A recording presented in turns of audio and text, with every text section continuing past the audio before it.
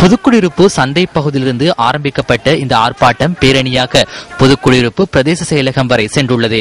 இந்த ஆர்ப்பாட்ட பேரணியில் கலந்து கொண்ட ஆர்ப்பாட்டக்காரர்கள் பிரதேச செயலக நிர்வாகத்திடம் தமது பிரச்சினைகள் உள்ளிட்ட மகஜர் ஒன்றையும் கையளித்துள்ளனர். பாராளுமன்ற உறுப்பினர்கள், வடமாகாண சபை உறுப்பினர்கள் உள்ளிட்ட 200க்கும் மேற்பட்ட மக்கள் இந்த ஆர்ப்பாட்ட பேரணியில் பங்கேற்றதாக எமது செய்தியாளர் தெரிவித்தார். ஜனாதிபதி அவரிடம் இக்கோரிக்கைகள் சென்றடையும் என்று நம்புகிறோம். நில அபகரிப்புக்கு எதிராகவும் காணாமல் செய்யப்பட்டவர்கள், அரசியல் கைதிகள், சட்டவிரோத மீன்பிடி தொழிலை கண்டித்து ஒரு கவன ஈர்ப்பு போராட்டம் நடைபெற்றிருக்கின்றது.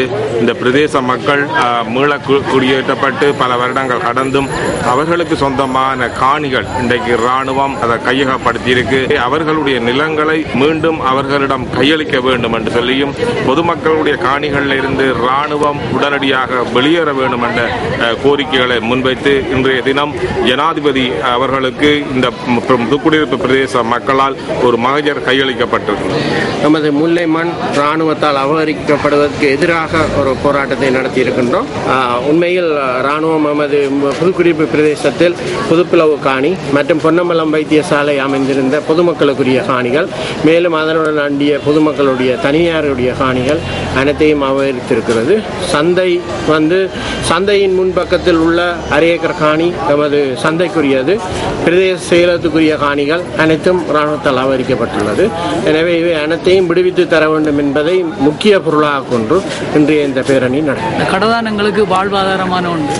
இந்த கடையை 5 வருஷமாக அமைக்க பிடிச்சு கடையை நடத்தி வியாபாரத்தை செய்து கொண்டிருக்கிறாங்க. நாங்கள் தெருவில் நின்று இனியில கஷ்டப்பட்டு கொண்டிருக்கிறோம். 3 வீடு கட்டி எல்லாரும் வசதியாக இருந்தாங்க. இன்றைக்கு ஒட்டுமொத்த கூட்டு குடும்பமாக வலிக்கிட்டு வாடகைக்கு வீடு எடுத்துட்டு கஷ்டப்பட்டு கொண்டிருக்கிறோம். பிள்ளையும் படிப்பிக்க இல்லாமல், வாழ்வாதாரம் இல்லாமல் எங்களுக்கு கஷ்டப்பட்டு கொண்டிருக்கிறோம். இந்த ஆர்ப்பாட்ட பேரணி குறித்து ராணுவ ஊடக பேச்சாளர் பிரிகேடியர் ருவான் வணிக சூரிய நியூஸ் ஃபர்ஸ்டுக்கு இவ்வாறு கருத்து தெரிவித்தார்.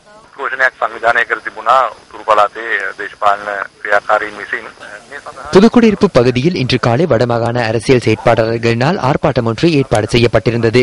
இந்த ஆர்ப்பாட்டத்திற்காக சுமார் 100 பேர் வரையில் பங்கேற்றுள்ளனர்.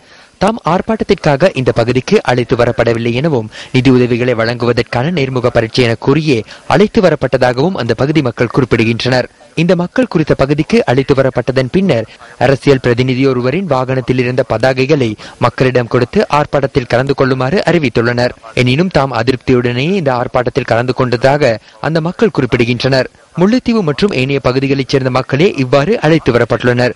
புதுக்குடியிருப்பு அல்லது வடக்கின் ஏனைய எந்த ஒரு பகுதியிலும் புதிய ராணுவ முகாம் ஒன்று நிர்மாணிக்கப்பட மாட்டாது எனவும், தற்போதுள்ள முகாம்கள் மாத்திரமே நடத்தி செல்லப்படுகின்றது எனவும் நாம் மீண்டும் குறிப்பிடுகின்றோம். අපි යලිත් අවධාරණය කරනවා පුදුකුරිරුපු ප්‍රදේශයේ හෝ වෙනත්